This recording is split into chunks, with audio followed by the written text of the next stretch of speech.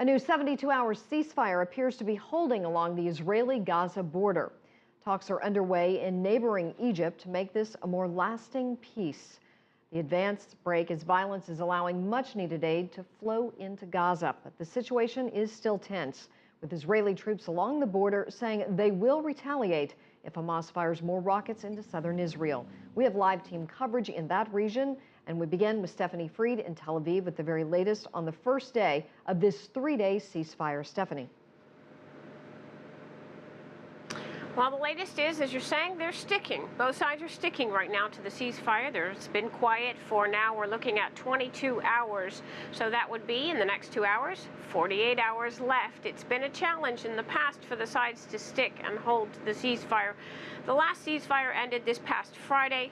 For the most part, both sides did adhere to that. We'll see if it sticks this time. The will seems to be there on both sides. Negotiating teams were in Cairo today to talk about hammering out a long-term agreement. So again, the will, the desire seems to be there.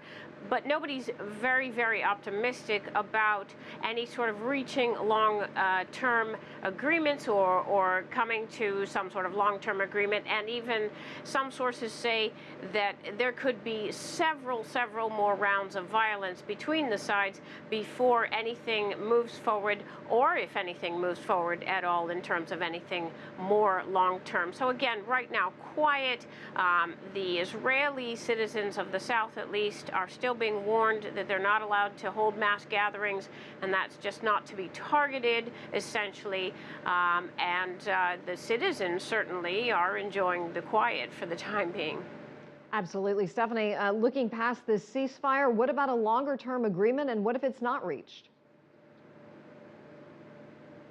Well, there are a lot of different views about a longer-term agreement. Of course, you noted that the sides are in Cairo. They're negotiating. An Israeli delegation was there today, despite some pessimism about whether or not there would be a delegation from Israel going. They're back. They came back this evening, tomorrow, in a security cabinet meeting to be held with the Prime Minister here.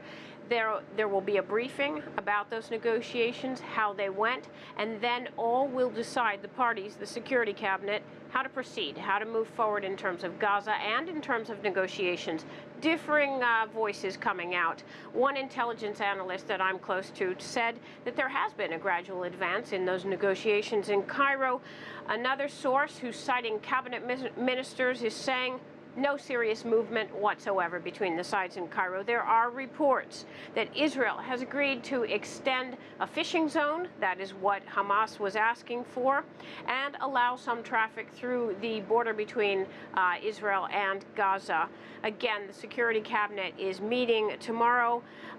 The expectation, Israel's government expects to demilitarize Gaza. That is an unrealistic expectation in the long term, according to many analysts, because there is a lot of weaponry in Gaza. So again, there could be more violent rounds.